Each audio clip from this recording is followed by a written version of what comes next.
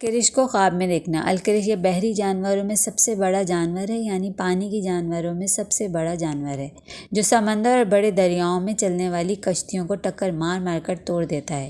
اس کی صفت یہ ہے کہ اس کا چہرہ گول اور اس کی لمبائی چوڑائی اتنی ہوتی ہے کہ جتنی باب بنی شیبہ اور خانہ کعبہ کے درمیان فاصلہ ہے۔ جب یہ بڑی بڑی کشتیوں پر حملہ کرتا ہے تو اس کو سوائے مچھروں کے کسی چیز سے نہیں بھگایا جا سکتا، کیونکہ یہ آگ کے سوا اور کسی چیز سے نہیں ڈرتی۔ ابن سینا کا قول ہے کہ کرش ایک بحری جانور ہے جو کسی جانور کو بغیر کھائے نہیں چھوڑتا، اس وجہ سے تمام جانور اس سے ڈرتے ہیں۔